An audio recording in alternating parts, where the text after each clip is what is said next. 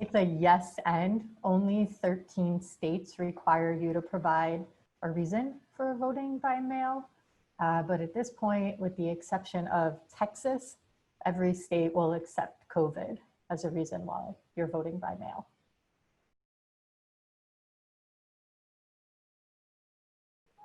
They're synonymous, actually. Absentee ballot is a more dated term, and it's left over from when you needed to be absent in order to vote by mail.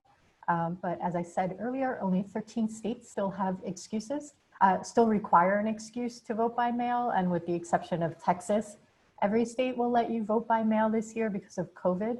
So absentee ballot is just a more dated term, and every year we see states like drop requirements for voting by mail. So my guess is give us 4 more years and pretty much any state will let you vote by mail without providing an excuse. As for why Trump does not seem to know this, I would just chalk this up to Trump not being particularly well informed as to voting processes in the United States.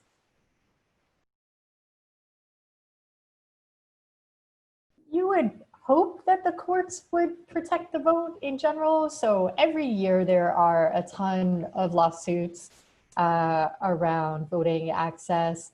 There's a lot of seeking emergency injunctive relief, which is basically when you yell at the courts, like, we need something to happen right now. Something that I'm paying a lot of attention to is 4 states won't let you hand deliver your mail-in ballot.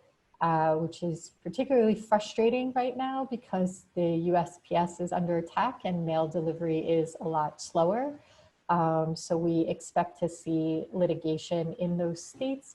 Those states are Tennessee, Kentucky, Missouri, and Mississippi, and there will be litigation in all 4 states around this. So fingers crossed. The vast majority of states will let you hand deliver your ballot. So we do expect to see litigation around that.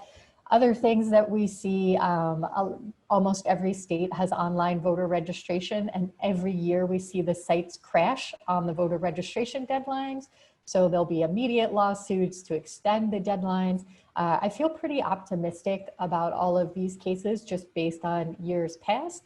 But we are seeing some surprising / alarming stuff. You know, we're seeing tens of thousands of ballots being rejected because signatures don't match. And that's really surprising because there is just no way that tens of thousands of ballots were submitted by the wrong people. That's just like not statistically possible. You know, as a country, we've only seen a dozen documented instances of voter fraud over the past 20 or so years. So the idea that there's something wrong with 50,000 ballots is not just eyebrow raising, it's not a possibility. But I would say that we have some truly excellent attorneys on the voting rights side, and they fight like hell for us. And at the same time, if you've been paying attention, conservatives have stacked the courts with people who have literally no respect for the law or for citizens or for voting or for democracy. So we'll see.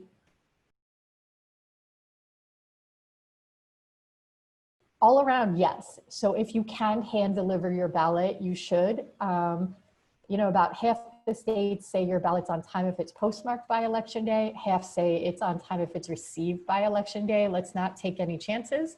You know, you want to get your ballot in by election day, and the best way to guarantee that is to hand deliver your ballot. As for rejection rates, we are seeing rejection rates based on age and income and things like that, but it's not nearly as nefarious as people think it is. Basically, for so many people, they're voting by mail for the first time, so they're making some like rookie mistakes. The reasons ballots are rejected are people forgot to sign the outside envelope. That's the #1 reason why ballots are rejected. The #2 reason that ballots are rejected is they're not received on time. Again, another rookie mistake. And the third one is that the signature doesn't match. When you sign your ballot, it doesn't match the signature on your driver's license, which is what it's compared to. So the best thing to do is literally look at your driver's license and then sign so it matches. The reason we're seeing such like much higher rejection rates with younger people or people who are lower income or people of color are just because these groups are voting by mail for the very first time. So it's actually not nefarious at all. Traditionally, it's older, wealthier, white people who vote by mail. So yes, and like this is totally preventable. It's an education thing. You have to sign, your signature has to match, and your ballot needs to be received on time. And I am confident that as progressives, we can do a lot of education around that. And yes, please hand deliver your ballot if you can.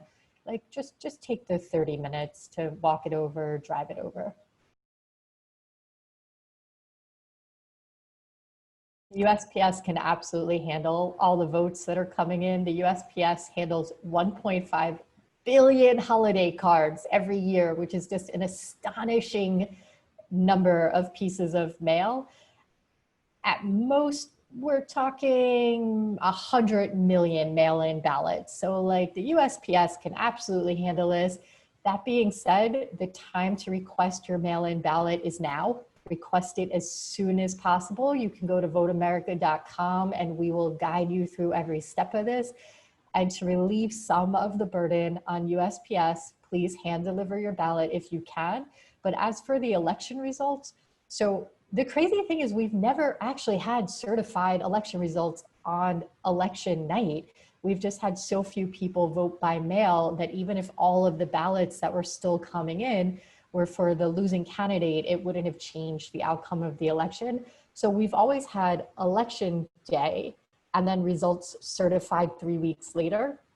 What's going to happen this year is we're actually going to keep counting for 3 weeks, which is just going to make us like every other country on the planet with democratically elected leadership, where there'll be like a voting day and then an election day. We will not have final results on election night, which honestly is a net positive because we shouldn't call election results at all until every vote is counted.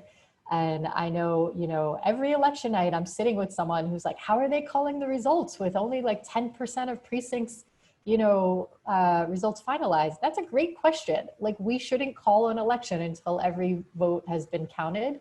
So this is going to be new for us in the United States, and it's a good thing. And also we're the only country that lets the media call the results. Like it's actually the Associated Press that calls the results. Who decided that was okay? Let's all agree that it is not okay, and we should let the election commission call the results. It was a little bit of a long-winded question, but no, we're not gonna have results on election night.